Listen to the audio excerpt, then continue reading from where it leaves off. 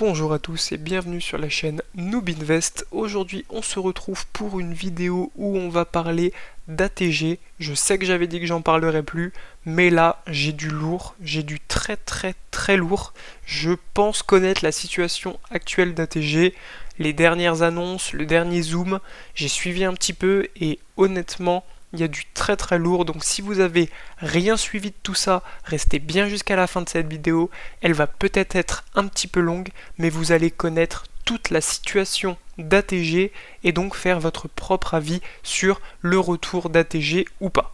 Bon, j'ai plein d'informations à vous donner, mais on va commencer par le commencement. En 2022, les autorités indonésiennes ont bien envie de mettre leurs mains dans le pactole des robots de trading et des cryptos. Donc, ils commencent à mettre des bâtons dans les roues à tous les robots de trading indonésiens. Et en fait, Dinar, le PDG d'ATG, est allé directement voir le gouvernement indonésien et leur a dit « Qu'est-ce qu'il faut que je fasse pour que ATG puisse continuer et être légal ?» Et donc les autorités indonésiennes ont donné 3 critères. Il fallait que le robot soit utilisable sur n'importe quel broker, donc ça c'est bon, puisqu'ils ont créé l'IA. Bon, je l'ai testée, elle fonctionne pas très bien, mais elle est là. Il faut que le broker soit en Indonésie pour contrôler la destination des fonds. C'est fait, puisqu'on est sur Lego Market, qui est censé être un broker régulé en Indonésie. Et que les dirigeants possèdent une formation de trading. Et tous les dirigeants possèdent une formation de trading qu'ils ont passée dernièrement. Donc là, on a réuni tous les critères. Bon, maintenant, il y a 2 questions très importantes que vous devez vous poser. C'est est-ce qu'ils ont encore notre argent et est-ce que les retraits vont revenir un jour? Donc pour ça, j'ai plusieurs réponses. Elles vont venir au fur et à mesure, elles seront plus ou moins agréables à entendre, mais ce sont les informations qu'on a pour l'instant. Bonne nouvelle, notre argent est là. Notre argent est là, il n'a pas été bloqué, et la mauvaise nouvelle, c'est que ce n'est pas l'État indonésien qui bloque notre argent, mais c'est bel et bien Dinar. Donc vous allez me dire, mais si c'est lui qui bloque l'argent, pourquoi il ne peut pas ouvrir les retraits?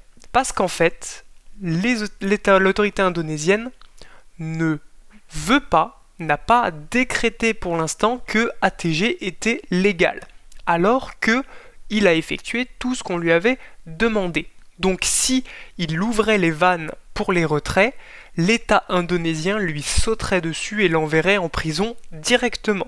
Ce qui, je pense, n'a pas vraiment envie d'aller. Donc en fait, il a dit qu'il espère, il prie pour que l'État indonésien lui donne le feu vert en février pour qu'il puisse rouvrir les retraits.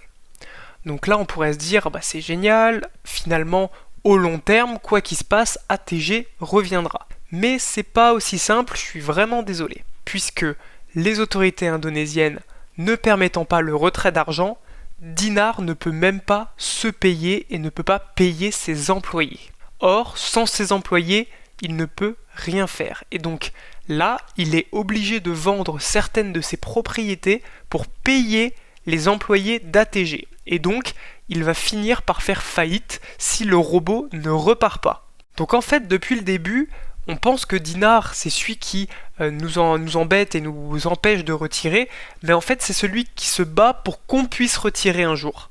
Et même, je suis un peu déçu de l'apprendre, mais même si on pouvait retirer, il y a de grandes chances que les retraits soient faits en Lego, puisque Dinar a l'intention de créer tout un écosystème autour du Lego en faisant passer par Panteras, donc il veut vraiment continuer à ouvrir l'exchange crypto qui va lui permettre en fait de stabiliser le Lego. Le Lego sera la base de tout ça. Si il trouve un moyen pour que la majorité des gens achètent du Lego, il permettra une certaine stabilité. Et s'il y a une certaine stabilité, ça veut dire qu'on va pouvoir retirer en Lego et il ne perdra pas 100% de sa valeur avant même qu'on les reçoive. Donc ça, c'est peut-être une pseudo-bonne nouvelle, mais il va falloir attendre au moins des années avant que ça soit fait en fait.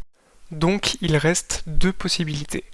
Première possibilité, la meilleure, les autorités indonésiennes donnent l'autorisation à Dinar d'effectuer ses activités et donc on va pouvoir retirer et les employés seront payés.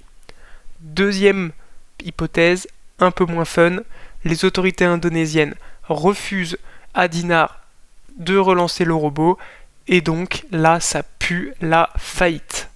Voilà, vous connaissez la situation actuelle d'ATG, maintenant vous pouvez vous faire votre propre avis. En tout cas, si vous avez aimé cette vidéo, n'hésitez pas à la liker et à vous abonner, et on se retrouve pour la prochaine qui arrive très bientôt.